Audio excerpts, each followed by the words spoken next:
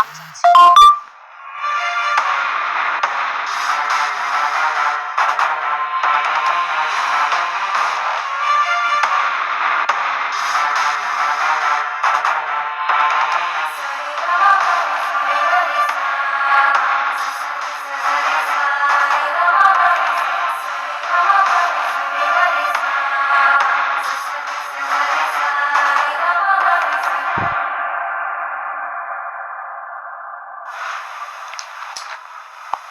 কিরে, হিমেলের কথা মনে পড়ছে?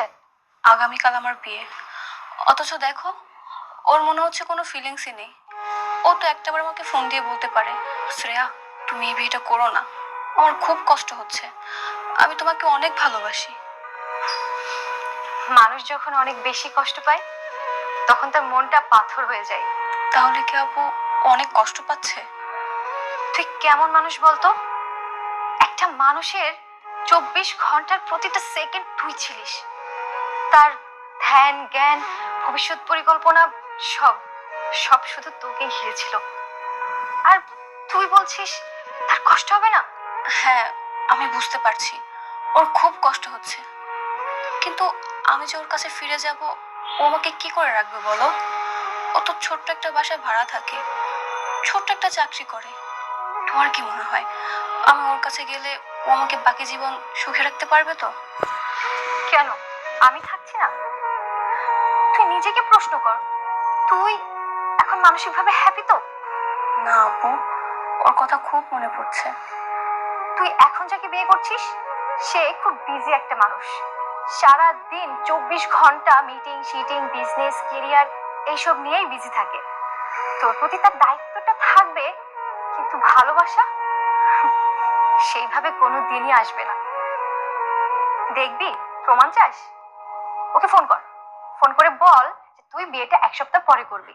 ততদিন ঘুরি ফিরি একটু দেখি, বল দেখ কি বলে। আচ্ছা ঠিক আছে, আমি এখনই কল করছি।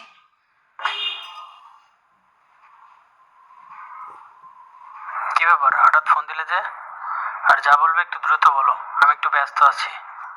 না মানে আমি চাচ্ছিলাম কি, আমরা না হয় আরো 1 সপ্তাহ পর বিয়ে করি, মানে 3-4 দিন আগে ঘোরাফেরা করি, একে অপরকে চিনি জানি, তারপর না হয় বিয়েটা করি। না না, আমার তো এত সময় নেই, আমি তো অনেক ব্যস্ত শিডিউলের মধ্যে বিয়ের ডেটটা ফিক্সড করেছিলাম। এখন বিয়ে তো পিছানো যাবে না, তুমি বিয়ে করতে না চাইলে একবারে ক্যান্সেল করে দাও, সমস্যা নেই, কিন্তু সময় নেওয়া যাবে না। ও আচ্ছা, বুঝতে পেরেছি। আচ্ছা ঠিক আছে, আমি এখন রাখছি, বাই। কি প্রমাণ পেয়েছিস? হ্যাঁ আপু।